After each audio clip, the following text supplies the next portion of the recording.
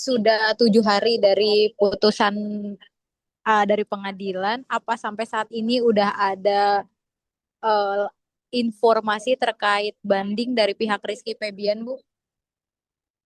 Tadi pagi ya saya coba cek di Ikot ya, Ikot yang online itu. Jadi belum belum ada sampai hari ini sih belum ada ya terkait pengajuan memori kasasi. Mungkin dalam waktu batas berapa lama, Bu, untuk pengajuan banding kasasi sendiri, Bu? Kalau untuk kasasi itu diberikan waktu biasanya 14 hari dari terhitung sejak diberitahukannya isi putusan banding. Nah, pemberitahuan putusan banding itu kan baru disampaikan tanggal 22 Juli. Jadi kalau kita hitung 14 hari, jadi jatuhnya di tanggal 4 Agustus. Untuk keputusan bandingnya sendiri, Bu, mungkin secara ekor atau seperti apa, Bu? Karena ini kan online ya, jadi untuk nanti proses kasasi tetap diajukannya secara ikot ya, jadi by online.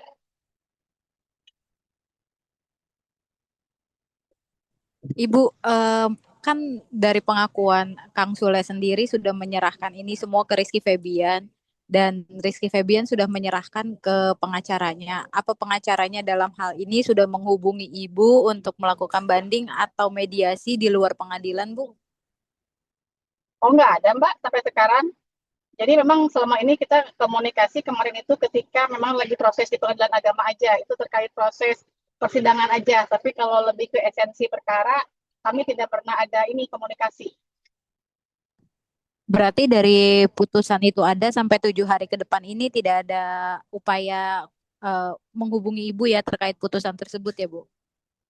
Iya, nggak ada. Bu, terkait ini kan udah ada penetapan nama-nama ahli waris dari almarhum Ibu Lina Ya. Zubaidah ya, Bu. Dalam hal ini mungkin ini apa nantinya jika ada aset yang dijual atas nama Ibu Lina Zubaidah itu harus dibagi ketujuh ahli waris tersebut atau gimana sih Bu mekanismenya, Bu?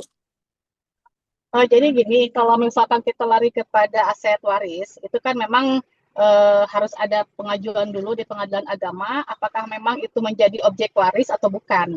Ya, jadi kalau memang oleh pengadilan agama dibuktikan bahwa itu bukan merupakan objek waris, berarti pihak mereka bisa apa istilahnya bisa menjual ya tanpa melibatkan Kang Teddy dan Bintang. Tapi kalau dinyatakan oleh pengadilan agama, seandainya nanti ada aset ke depannya itu merupakan objek waris dari almarhum, maka mau nggak mau memang ketika ada jual beli itu memang harus melibatkan ahli waris yang lain gitu. Berarti ketika ada aset yang dijual berarti harus dibagi menjadi 7 ya, Bu, dalam daftar ahli waris tersebut ya, Bu?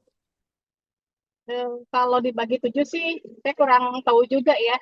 Nanti dilihat dulu aja apakah memang ada objek waris atau enggaknya ya.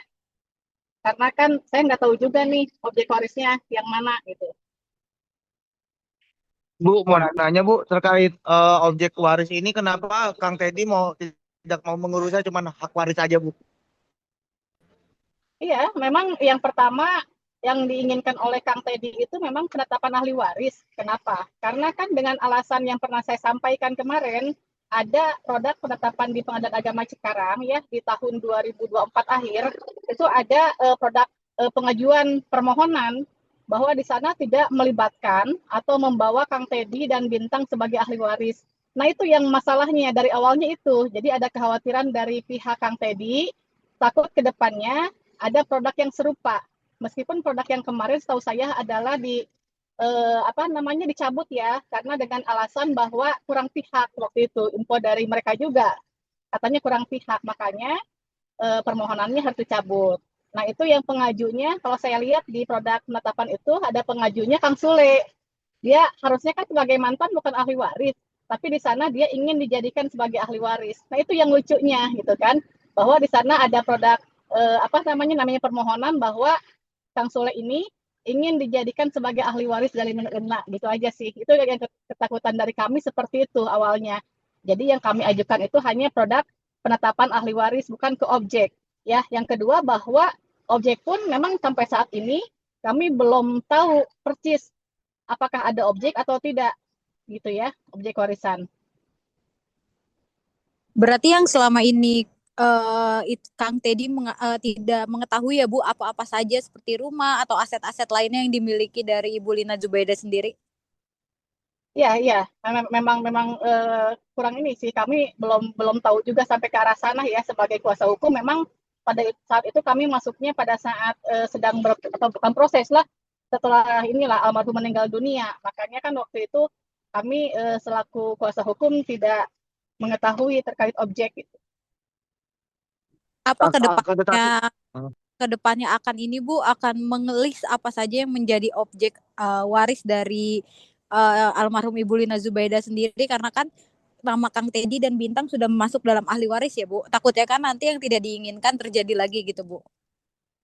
Ya, jadi kalau misalkan seandainya memang ke depannya ada objek waris ya, kami ya syukur ya, alhamdulillah kalau memang ada objek waris. Tapi kalau memang tidak ada, tidak masalah, karena ini memang yang kami ajukan itu bukan ke produk, bukan ke objek waris, tapi lebih kepada legalitas anak.